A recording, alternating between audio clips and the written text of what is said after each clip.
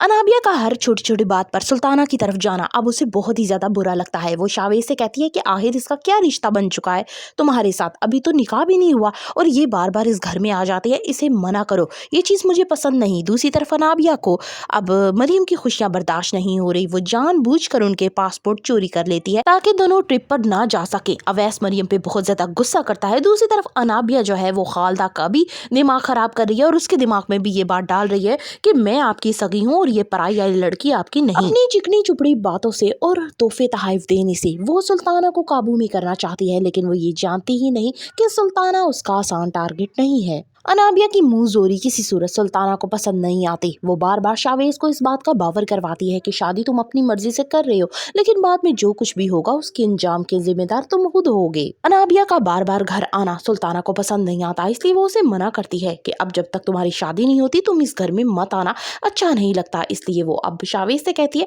कि निकाह करो।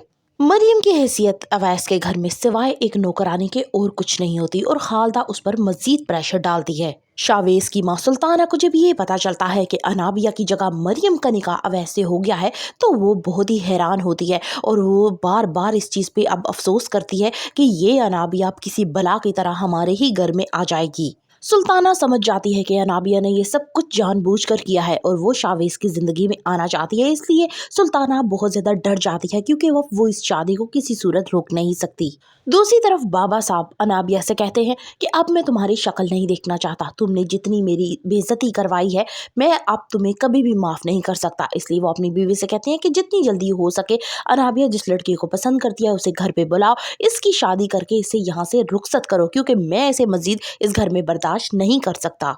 बाबा साहब का ये फैसला सुनकर घर के सभी अफराद बहुत ही हैरान होते हैं। खासकर पुप्पो बिल्कुल नहीं चाहती कि ये शादी हो। वो बार बार अनाबिया को गुस्से की नजर से देख रही होती हैं। मरियम बाबा साहब की बात को मान जाती है और उसी रात बाबा साहब मरियम और अवैस का निकाह करवा देते हैं। शावेज के घर वाले बहुत खुश होते हैं कि अनाबिया की शादी अवैस से हो जाएगी, यूँ उनके बेटे की जान छूट जाएगी और वो जितनी जल्दी हो सके मरियम का रिश्ता अपने बेटे के लिए तय कर देंगे क्योंकि मरियम एक बहुत ही समझदार और सुलझी हुई लड़की है। लेकिन उन्हें ये नहीं मालूम कि ये आफत जल्द ही उनके भी गले पड़ने वाली है। मरियम अवैस की दुल्हन बनकर उसके घर तो चली जाती है, लेकिन अवैस का रवैया बहुत ही सर्द और तल्ख होता है जो मरियम को बहुत ही तकलीफ दे देता है। क्या मरियम को लेकर अवैस की गलतफहमी दूर हो सकेगी? क्या पुप्पो इनका घर बसने देगी? Further reviews of it please kindly subscribe my channel and like the video.